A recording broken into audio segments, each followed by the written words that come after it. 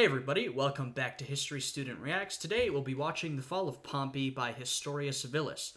So we finally reached the point we knew that this series was coming to, the end of Pompey.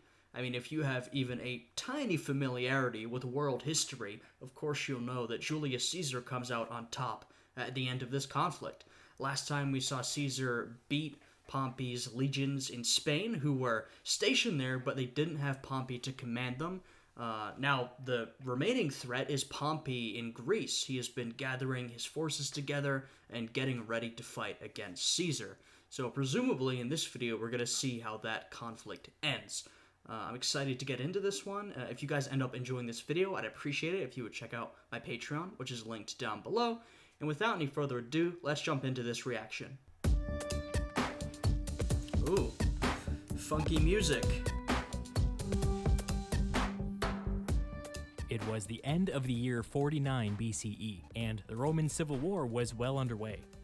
Julius Caesar had successfully... Now we have very much a Western Empire and Eastern Empire split, but Caesar will manage to bring it all under his control. We'll have to wait a couple more 100 years for the empire to truly split down the middle. Pacified the Spanish provinces in a quick and impressive campaign, but this victory had been soured by losses elsewhere. At least 3.5 legions had been destroyed in North Africa and Illyricum while he was gone.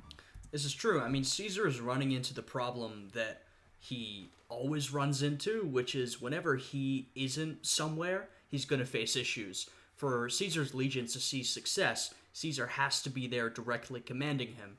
The only exception to that was Labienus, Caesar's second in command. He was always someone who Caesar could trust and leave in command when he was gone.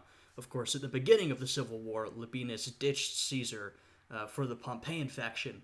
So now, Caesar truly doesn't have anybody who he can leave in his stead.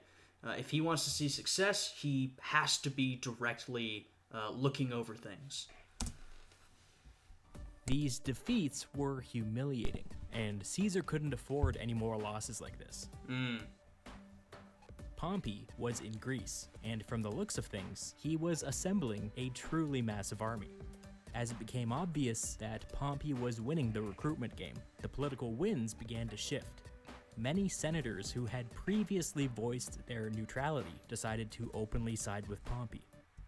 And, Caesar was a popular political figure before this whole thing started. He was probably the leader of the reform faction, so he wasn't unpopular.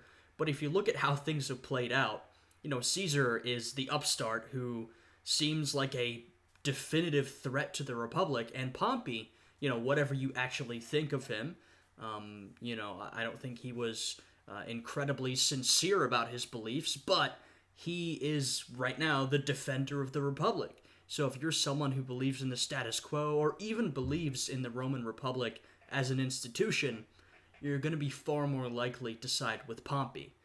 He represents sort of a return to normalcy, whereas Caesar is an upstart who knows what he's going to do. I'm sure a lot of people think he's going to rule as a tyrant when he gets the opportunity. Caesar is trying to disprove that. He's trying to say, no, that's not what's going to happen, but his actions are sort of speaking louder than his words in this situation. Cicero remained torn. In his opinion, when it came to an utter disregard for the law, Caesar and Pompey were two peas in a pod.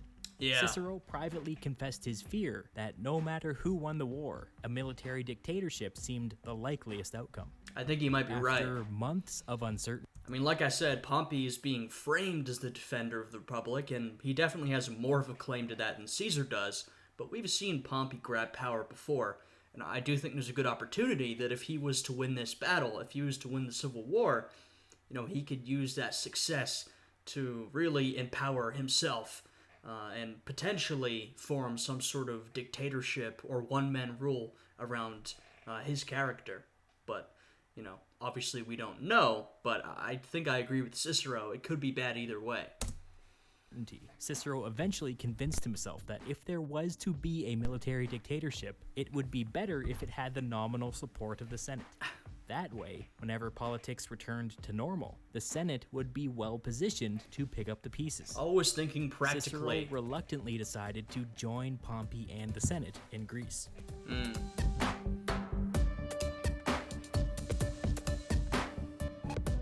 Greece, Cicero met up with Domitius Ahenobarbus, who had recently arrived from Massilia after facing off against the Caesarians. Domitius again. He has been a returning character in this series. It seems like at every, step along the way, he wants to foil Caesar's plans. He's kind of like a cartoon villain, honestly, the way he keeps popping up, just failing dramatically and then scurrying off. I wonder if we're ever going to see the end of this guy. But yeah, I mean, he hasn't been super successful so far, but I suppose I respect the perseverance at least. Cicero and Domitius were very different kinds of politicians, but as they talked, it became clear that they agreed on quite a lot. Both men agreed that Pompey had become a lot more authoritarian since the beginning of the Civil War. It seems that Cicero's fears of a military dictatorship were entirely justified. Yeah. Cicero and Domitius agreed to try to curb this behavior going forward. I mean, even beforehand, Pompey, or what it seems to me is that Pompey was never necessarily a man of strong principle. He was usually looking out for himself and trying to build his own power base and his own reputation, and whatever he could say or do to contribute to that goal is what he would do. So put into this position, I don't think it's incredibly surprising that he would try to empower himself now that he has the opportunity. While Pompey and the Senate were continuing to gather strength in the east, Caesar returned to Rome, where he immediately faced a serious problem. Caesar didn't have the support of the Senate, so he needed every scrap of legitimacy he could find. Occupying the capital city had helped a lot in this regard, but now basic Roman politics were starting to get in the way.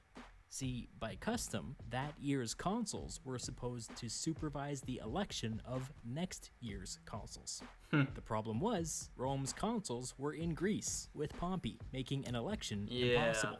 That's a little Without difficult. elections, it was hard for Caesar to argue that this was the legitimate Roman government. Caesar suggested that they let a lowly praetor supervise the elections, but this was an unprecedented request, and Rome's religious officials struck it down.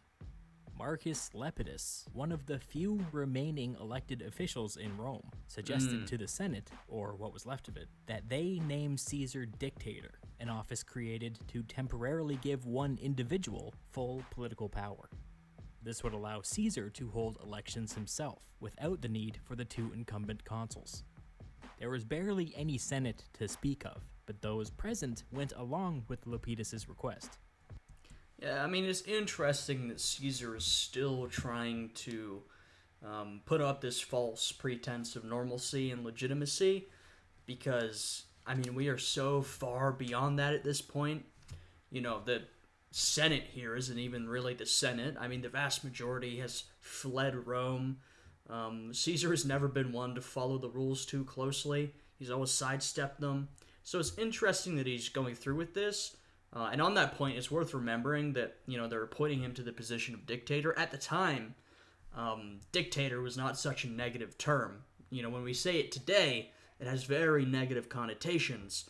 At this point, that isn't true. Though, of course, at some point between then and now, the word dictator has gained a lot of negative connotations. And I do wonder when that was. Maybe it was around this time period, or maybe we're going to have to wait couple more 1,000 years for that to happen. I'm not quite sure. Maybe someone has some insight on when the word picked up its negative connotations and why. Without very much fuss, Caesar was named dictator, and as dictator, he got to personally oversee the elections. You'll never believe who won. Caesar, of all people, would serve as consul for the year 48, alongside one of his lackeys. Let's take a moment here and just remind ourselves that the root cause of the Civil War was a disagreement over whether or not Caesar should be allowed to stand for election. Now here he was, less than a year later, overseeing his own election as consul. It must have felt pretty good. 11 days later, Caesar resigned as dictator. As consul, he would not need the dictatorial powers. Somewhere around this time, Caesar had the Senate pass a law that finally fulfilled his promise to grant Roman citizenship to the people of Cisalpine Gaul. This was a long time coming and a very big deal. Yeah. First off, Caesar's legions were disproportionately from Cisalpine Gaul and the surrounding area. As you can imagine, they loved the fact that their families and friends had all just been granted citizenship. Any concerns that Caesar had about the loyalty of his legions could be put to bed for the time being. And this is a trend that we will see continue throughout the history of the Roman Empire. As we can see, this expansion of citizenship, we've expanded sort of past the Italian peninsula into Cisalpine Gaul. As time goes on, Roman citizenship will continue to be expanded, into Roman provinces in Spain, Gaul, etc. Because as time goes on, these provinces, Gaul has only just been conquered at this point, but it will become very Romanized as time goes on. Every single time, there's a lot of pushback. I mean, that's not really surprising. This is sort of always how things go, but, the Roman citizens at this point will say, well, we don't want to expand citizenship, not to those barbarians in Gaul or the Spanish provinces or wherever. But it does continue to happen. And, I think for the expanding empire, it's a pretty good idea. I mean, this is something Rome was good at, was expanding and adapting to other cultures and other peoples. Or more accurately, they were good at expanding and forcing other people to assimilate into Roman culture. And so part of that was eventually giving them citizenship when they had adequately Romanized. And I think that kept the empire relatively strong for a long time, and it gave them a lot of manpower to draw from. And it kept, a lot of people relatively satisfied with the state of the empire and their role within it. Secondly, with the passage of this law, Caesar created a whole new voting bloc that was singularly loyal to him. And of course, I mean, I just laid out some of the benefits I feel comes from this trend over time, but of course, Caesar has his own personal motivations. As, we just mentioned, his men come from this region, so this is politically beneficial for him, but I think also a good idea in general. He would have the power to swing elections for decades to come. With domestic politics under control, it was time to continue the civil war. But there was a problem. Italy was under blockade. The land route through Illyricum passed through a mountain range, which was controlled by the Pompeians, so going that way wasn't really an option. Caesar needed to figure out how to break the blockade. There was another problem. Caesar had just enough ships to transport half of his army at a time. This meant that he didn't just need to break the blockade once, he had to break it 3 times. Yeah, that's Greece, dangerous. Italy, then Greece again. To make matters worse, You've already seen Caesar's troubles with seafaring. If you think back to his time in Britain, he had a lot of issues trying to conquer the English Channel.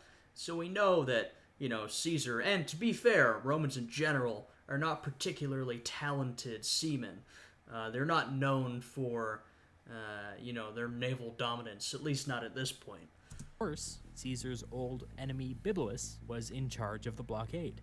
There was no way this dude was going to back down. The Caesarians were just going to have to go for it. Yeah, I mean, after the absolute humiliation Bibulus experienced from Caesar, I wouldn't expect him to back down easily, though he did back down during his consulship. And by the way, when I say the Romans weren't known for their naval dominance, by that, now, I think they probably were the dominant naval power in the Mediterranean at this point, but that's probably due to lack of competition. What I mean is they were not particularly skilled at seafaring. It was not one of their main focuses, right? So that statement isn't entirely correct, because they probably were the dominant naval power, but it's not like they had super strong competition. I mean, as we saw in Oversimplified's video, Carthage had already been dealt with back in the Punic Wars, though we haven't seen this video on the Second Punic War yet. Caesar officially became consul on January 1st of the year 48. 3 days later, he set sail. It had been almost exactly 1 year since he crossed the Rubicon. Wow. Bibulus was not prepared for a winter crossing, and for good reason. Winter crossings were extremely dangerous. At this point in the year, Bibulus had most of his ships safely in harbor. But Caesar knew something that Bibulus didn't. This wasn't a winter crossing. This was an autumn crossing. The Roman calendar drifted every year, and it was somebody's job to come along every once in a while and manually fix it. Whose job was this? The Pontifex Maximus. Who was the Pontifex Maximus? Julius Caesar. Yep. Why hadn't he fixed it? He'd been out of the country for a decade. Wow. At this point... Yeah, that is quite an oversight. Our calendars drifted, and I just didn't have time to fix it. Oh, that's, I guess it's not a terribly big deal. How much has it drifted by? A couple of days, a week or two? A couple months. The calendar is completely wrong on even the season we're in. Yeah, that's a pretty big deal. We use a different calendar now for some obvious reasons. The calendar was so broken that it said early January, but it felt more like early October. Wow. Bibulus was acting like it was January. Caesar was acting like it was October. It's dangerous to sail in October. That is a really interesting discrepancy. Bibulus I don't know if it's getting fooled, but, getting bad intelligence because the calendar is wrong. Although I do wonder, would he not have been thinking, it seems, pretty warm for wintertime. It's not as cold as I thought it would be. Or, maybe, I guess he spends most of his time in Rome, so maybe he's unfamiliar with the Greek climate. I'm not sure, but yeah, that's pretty unlucky for him. But not impossible. Caesar took that risk. The first half of Caesar's army made the crossing without incident. By the time the empty ships were on their way back to Italy, Bibulus discovered what was going on and mobilized the fleet. Most of Caesar's ships were able to make it back just in time for Bibulus's blockade to snap shut behind them. Okay. This was not how it was supposed to go. Yeah. Caesar was cut off. This could go really, really bad. He could have just doomed however many legions are in Greece. Since he's now separated his forces, this could be incredibly bad for Caesar. Pompey was using the nearby city of Dyrrhachium as his main supply depot. Now that Caesar was cut off from Italy, he needed those supplies. Caesar took it. And Caesar's on the Greek side. Interesting. On one hand, that's better, because if Caesar's legions were sent over the sea and left without him, they would surely have fallen. So I guess in that sense, it's good that Caesar was there to lead them. On the other hand, Caesar is now in a very high level of personal risk. At least if he stayed in Italy, that's his territory, so he could maybe play the defensive or at least stay safe. He's not in immediately hostile territory, but now he's in Pompeian territory, cut off from a bunch of his legions, cut off from his supply lines, so he himself is at a high risk of being captured or killed. Yeah. But it's an interesting spot to be in. If you're going to be honest, I'd probably rather have Caesar than not have him. He's done pretty impressive things before. If anyone's going to pull this off, it's going to be him. His tiny half army and marched on the city. Pompey immediately responded and moved to intercept him. This was not the ideal time for a decisive confrontation. When Caesar heard that Pompey was coming, he withdrew to the south and found a good defensive position near a river. Okay. In time, Pompey's army showed up and encamped on the opposite side of the river. Pompey didn't want to attack a defensive position, and Caesar didn't want to give up a defensive position. So, yeah, but Caesar really cannot afford to wait under these conditions. Like we mentioned, his men and his supply lines have been completely cut off. So, I don't think he can afford to wait atop this defensive position for too long, or at least as long as the Pompeians can afford to wait. So the two armies just stared at each other. Everybody knew that the stranded Caesarians would run out of food eventually. Yeah. Their only hope was for the reinforcements from Italy to show up before that happened. Caesar seems to get himself into these situations pretty often, stranded in hostile territory, supplies cut off. He needs to do something to save himself. What I will say is that, he's succeeded in doing that up until this point. He always manages to find some third option, another way to do things. And secondly, he's probably in those positions because he's such an aggressive conqueror. I mean, that's what he's been doing for the last decade or so. He's been running around Gaul and Britain, conquering foreign territory. And so, of course, he gets stuck without supplies pretty often. So, this is definitely a more risky situation, but it's nothing new for Caesar. He's been this desperate before. The Caesarians in Italy made several attempts at a crossing, but were turned back every time.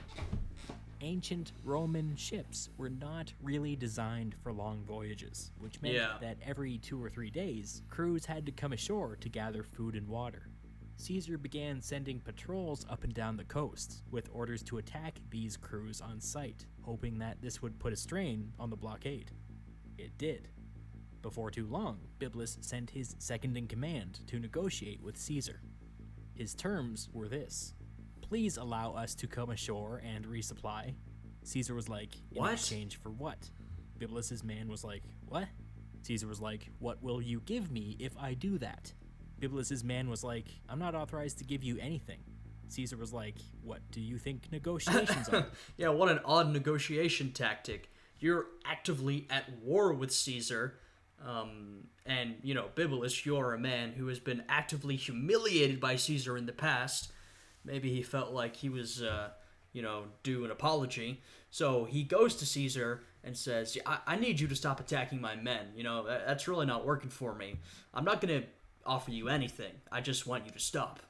Like, what sort of negotiation is that? Maybe it was, I don't know, something based on honor or dignity, or I don't know. Maybe someone has more details on those negotiations, but from how Historia Civilis is presenting it, it feels like a very odd interaction. Bibulus's man was like, what? Caesar was like, get out of here. And then Bibulus dropped dead, entering the history books as the patron saint of idiotic politicians. Yeah, you gotta kind of feel bad for him. I mean, he definitely didn't behave in a super competent manner, but he really was not put into a lot of great situations. So I do sort of feel bad for Bibulus and what he had to go through, but maybe not too bad, given that, he could have acted differently and perhaps tried to assert himself more. I mean, I just made that up, but that should definitely be a thing. The Bibulus Award? Anybody? That one's a freebie. Oh, man. Weeks and then months passed, and still no reinforcements from Italy. Wow. The Caesarian half army was stranded for the entire actual winter. In the actual spring, the ships finally slipped past the blockade and delivered the reinforcements. The Caesarians were still outnumbered, but at least now they stood a fighting chance. Of course, having the full Caesarian army in place didn't change the fact that they were still cut off, with virtually no food. True, but they've lasted a long time so far, and, with the increased manpower, Caesar has a much better chance against Pompey. Though, of course, now he's in the difficult situation of he still has to attack. He can't wait forever. He has the manpower to attack, but in order to do that, he'll probably have to leave his defensive position, which he specifically selected because it's a good position to hold. So unless, Pompey goes for it, Caesar may have to sacrifice his positioning for, a solution to this situation to, finally hold a battle between Caesar and Pompey. Caesar now attempted to goad Pompey into battle, but Pompey refused. He knew that Caesar's supply problem was only getting worse.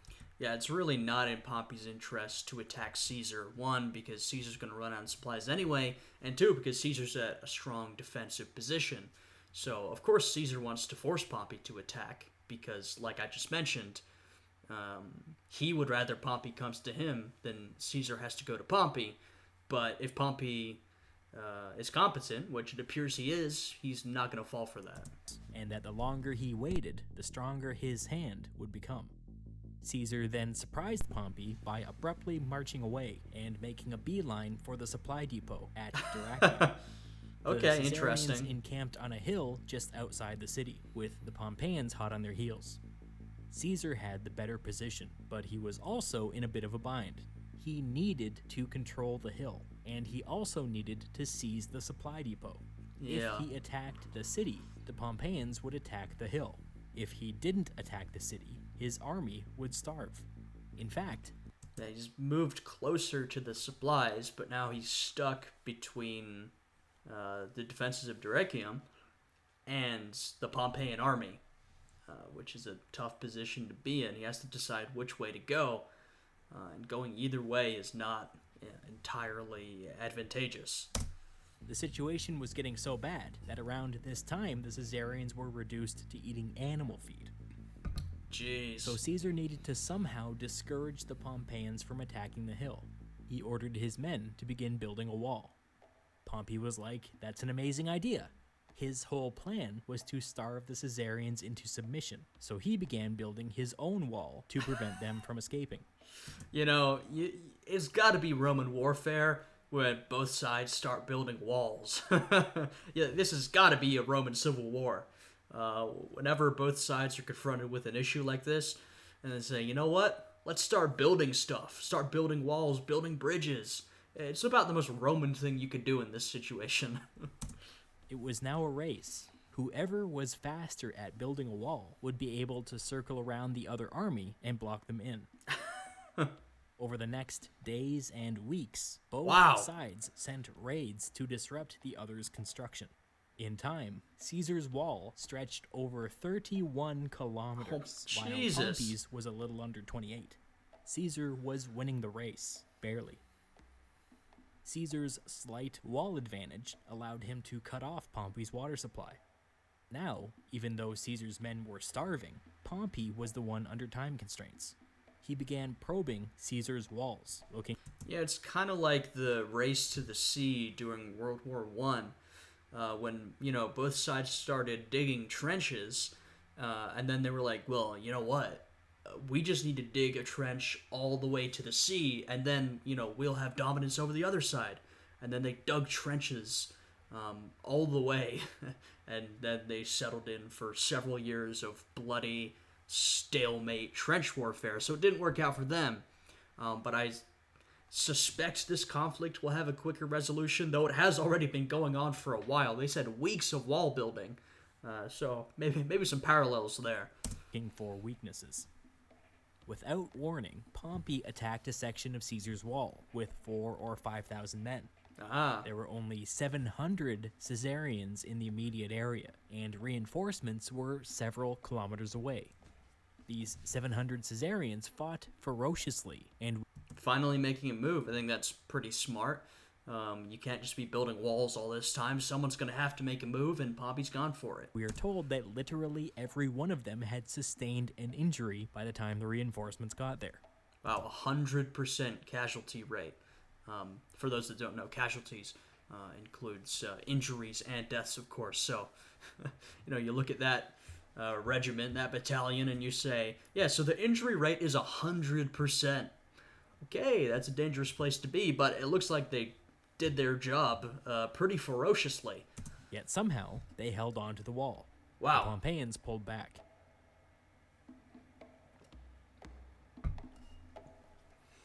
As the days passed, the raids got more and more intense. Eventually, Pompey caught a break. 2 Gauls from Caesar's army defected over to his side and outlined the weaknesses in Caesar's defenses. Sneaky. This was Pompey's chance. He launched a nighttime attack against the section of the wall near the coast, with 25 or 30,000 men. Holy shit. This time, the Pompeians broke through the wall. overwhelming the Caesarians and causing them to flee. Mark Antony brought up reinforcements and stopped the bleeding by setting up a secondary line of defense, but the damage was done, and the Pompeians had successfully captured an important section of the Caesarian wall. These two lines of fortification had actually shifted a bunch over time, and Pompey used his victory as cover to seize one of Caesar's abandoned forts in no man's land. Caesar thought that this was a serious tactical mistake. Really? This fort was far from the action, which would make it difficult to reinforce. He sent a group to attack the fort along a circuitous route so the Pompeians wouldn't see them coming. It worked. The Pompeians were oblivious until the moment the Caesarians attacked. They burst through the walls pretty easily, only to discover, ruh-roh, the Pompeians had built a secondary set of walls inside the fort. Once again, just about the most Roman thing you could encounter. You attack a fort, and they built more walls within the fort. I think this battle is a good example of Rome's infatuation with engineering and construction, particularly during warfare. I mean, they were really good at it. They were extremely skilled, and they really did use it to their advantage. But it is kind of funny to see two Roman forces up against each other and just, basically building for their lives. Building more than they're fighting, to be honest. Now the Caesarians were sandwiched between two sets of walls, and as the fighting intensified, things started going badly. Wow. Some of the Hey, it looks like the two-wall idea might be working. The Caesarians had the idea to circle around and attack the fort from the other side. They disengaged from the main battle and began looking for a door. However, in the heat of the battle, they got kinda turned around and found themselves following the 28-kilometer Pompeian wall away from the battle. By this time, the Pompeians were able to get their act together and counterattack. Now it was the Caesarians who found themselves isolated. The whole thing backfired. Pompey ordered his cavalry to circle around and attack the lost Caesarians. They broke and fled. The Caesarians back at the fort saw their men fleeing in the distance and assumed that the entire battle had been lost. They, too, panicked and tried to flee. However, these guys were still sandwiched between the two walls. Yeah, they've been forced into several choke points. Now the Pompeians can fall upon them and, just cut them up, basically. Of the fort. There was a bottleneck, which caused pandemonium. Caesar tried to stop the rout, but he couldn't. Things got so desperate that one of his own men tried to kill him with a spear. Jeez. Caesar's bodyguards were there and saved his life. Yeah, I'm really curious. We've got a couple minutes left in the video. This video is called The Fall of Pompey. So far, this battle has been a stalemate, and right now it's looking pretty bad for Caesar. So I'm very curious how he's going to pull out a victory on this one. Though, like I said, Caesar's done pretty miraculous things before, so it wouldn't be the first time, but, I'm ready to be impressed. In the aftermath of the Battle of Dyrrhachium, Labienus, Caesar's old second-in-command, who was now serving under Pompey, made a point of going to visit the Caesarian prisoners. He condemned his former brothers-in-arms as traitors to the Republic, and personally made sure that each and every one of them was put to death. Oh, man, that seems a little harsh, man. I mean, I get it. You feel like they've betrayed the Republic, and they have, but I don't know. We've seen before Caesar was more willing to take Pompeians and convert them to his cause. Of course, he needed to do that more. He was in more of a position to do it, but even so, I feel like you'd be better off imprisoning or allowing them to join the Pompeian forces if they were willing to. And I kind of thought Labienus was maybe going to go and show some clemency or mercy, but it was exactly the opposite. I don't know. I think Caesar's probably got the right approach more, which is, show some clemency, try to get people more on your side. I know it's not... The Pompeians don't really have to do that, given they are the status quo faction, But even so, that seems pretty brutal in my opinion. Labienus was all in, apparently. Caesar had been defeated.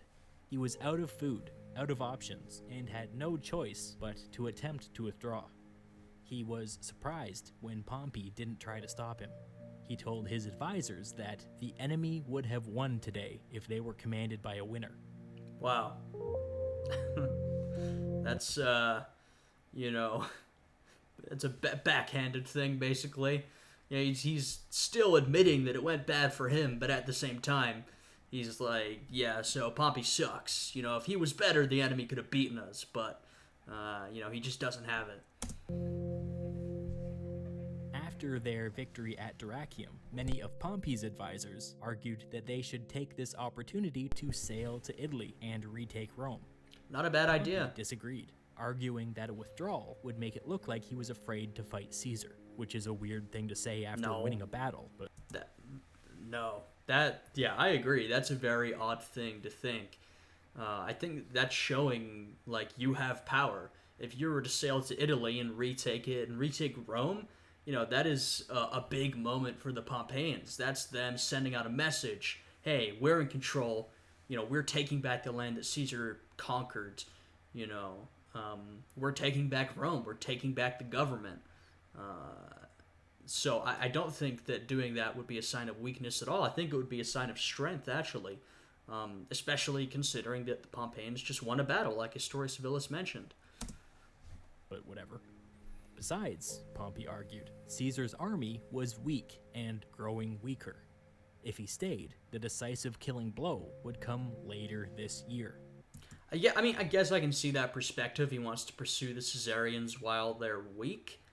But at the same time, if you can manage to sail back to Italy and maybe Spain and retake the Italian peninsula, retake the lost provinces, you know, Caesar will probably continue to grow weaker. I mean, you're cutting off his supplies, you're cutting him off from the rest of his men that he could recruit throughout the territory he's conquered.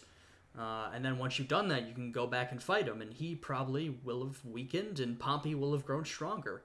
You know, Pompey can probably pick up some more soldiers along the way and some more support. Patience. The opportunity for that decisive killing blow came 1 month later, near the city of Pharsalus. I made a thing entirely devoted to the Battle of Pharsalus, and I'll link to it at the end of this. But we'll watch that next time. Basically, here's what happened. Pompey deployed next to a river. The main attack would take place on his left, with Domitius Ahenobarbus commanding the infantry and Labienus commanding the cavalry. Wow, look at all these returning characters. We've got, you know, Labienus, once Caesar's most trusted subordinate. Now he's arrived to fight against his former leader, and Domitius, the returning Saturday morning cartoon villain, who's tried and failed to stop Caesar every step of the way. Will he do it this time? Probably not. Two capable commanders, each with experience fighting with or against Caesar. Pompey's plan was to let Caesar come to him and then spring his trap. When the two armies clashed, Labienus led a cavalry charge on the left. Caesar had anticipated something like this and had built up his infantry reserves on that side, including an extra line of spearmen hidden behind his lines. Labienus's cavalry charged right into the spearmen. The cavalry fell into a full rout, at which time Caesar pushed forward with all of his reserves. Domitius tried to hold the line, but the Pompeian cavalry was in full flight, and he was outnumbered. In time, his infantry also began to flee. Some say that Domitius died fighting, and others say that he was stabbed in the back as he was fleeing. Wow. I guess, you know, that's sort of... I would imagine that those two interpretations are very much based on your opinion of Domitius.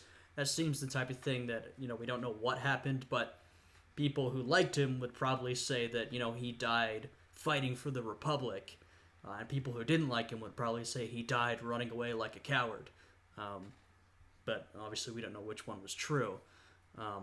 Okay, so it makes sense why there wasn't much left in the video, because we're getting sort of a condensed version of this battle, which, like I said, I'll watch the full video on this next time.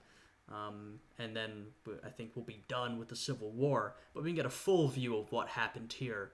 But right now we'll get the sort of summary. After the fall of Pompey's left, the rest of the army didn't stand much of a chance. The center collapsed, and then the right, and then it was all over.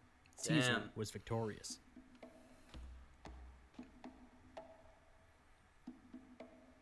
Cicero and Cato and a bunch of Rome's most prominent politicians were back at camp, waiting to hear how the battle went. When they got the news, they were devastated. Cato suggested making Cicero the new leader of the Pompeian faction. It made sense. As an ex-consul, Cicero was one of the highest-ranking politicians present.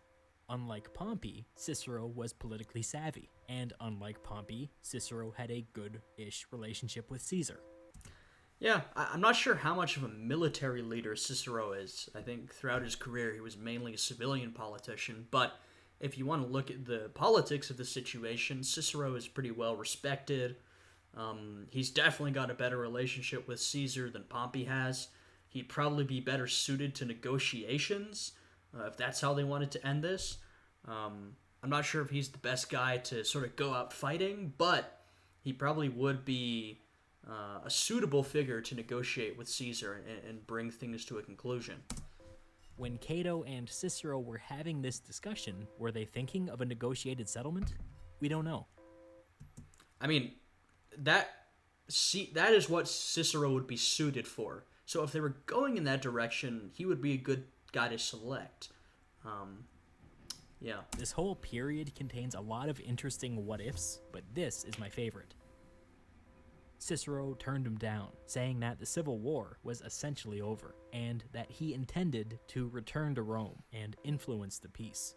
Okay. Remember Cicero's justification for joining the Pompeians in the first place. If there was going to be a military dictatorship, it would be better if it had the nominal support of the Senate. Yeah. Look, Cicero is a very practical guy, and he always has been. It doesn't mean that he doesn't have principles. He does. He definitely does.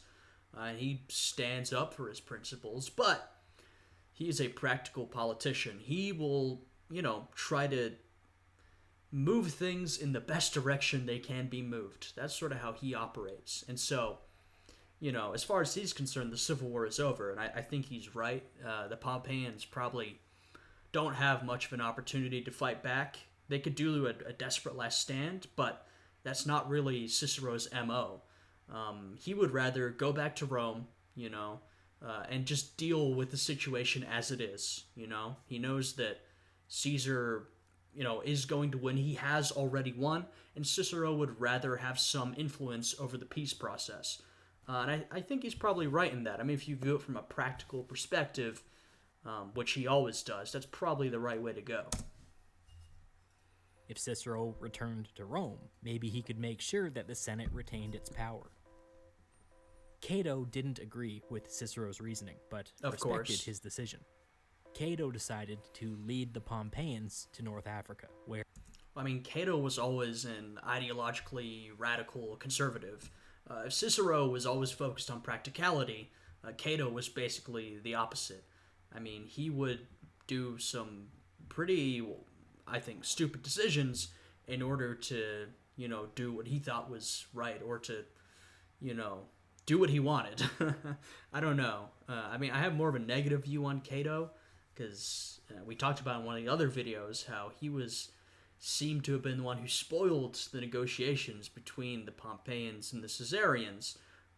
So, Cato was not really willing to do what Cicero did, which was to accept the situation and try to make the best of it.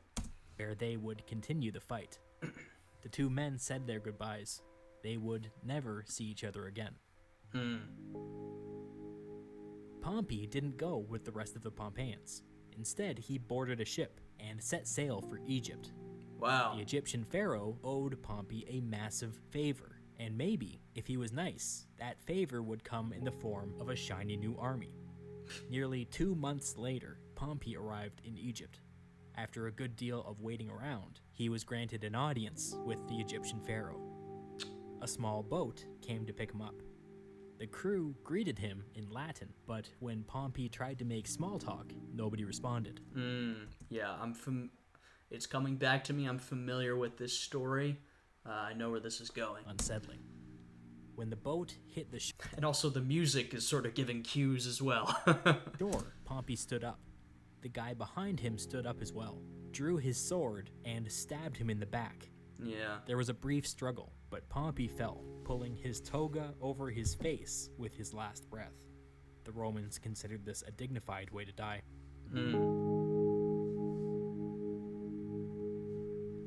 Pompey Magnus was dead. Many believed that the Civil War was over. Yeah, I mean, not that it's Pompey's fault, but sort of an ignoble way to go. I mean, assassinated as he was fleeing the empire. It's an unfortunate way to go for Pompey, but I suppose that's what happens when you have civil wars and political conflict going on. A lot of rather impressive figures or influential figures can be, killed off just like that. Caesar now wielded unrivaled political power, but it remained an open question what he would do with it. All right. Always got to give the ending song a couple seconds. Like I said, next time we will be watching the Battle of Pharsalus. I thought we would be done with the Roman Civil War, but since we have that video, it appears we have one more video left, and we can really get the final in-depth look at that battle between Caesar and Pompey, which I think will be pretty exciting. So Pompey's gone. If I'm remembering correctly, and I might not be, I feel like when Caesar was informed of the death of Pompey, he wasn't happy. He felt that, it was inappropriate that they'd assassinated him. He would have rather Pompey be brought back alive. Some of you who are more familiar with the history can tell me if I'm right or not, but I seem to remember reading about that somewhere. I really enjoyed this one. I always love Historia Civilis videos, but the Civil War stuff has been particularly interesting. And I see some of you leaving comments about reacting to other videos on the Roman Civil War from other creators, and I'll definitely take a look at those. I would absolutely be willing to watch some of those videos because I think it's a really interesting topic, and you could go in much greater depth than Historia Civilis goes into. I will say, I won't do them right now or immediately after I do these videos, just because I want to give a little bit of a gap between doing the same topic. But I will definitely be looking at some of those other videos because the topic really interests me. I had a good time with this one. If you guys enjoyed this video, I'd appreciate it if you would leave a like, subscribe to the channel, and check out my Patreon, which is linked down below, and has a bunch of exclusive reaction content on it for you guys to enjoy. I hope you guys are all having a good day today, and I will see you all again next time. Goodbye.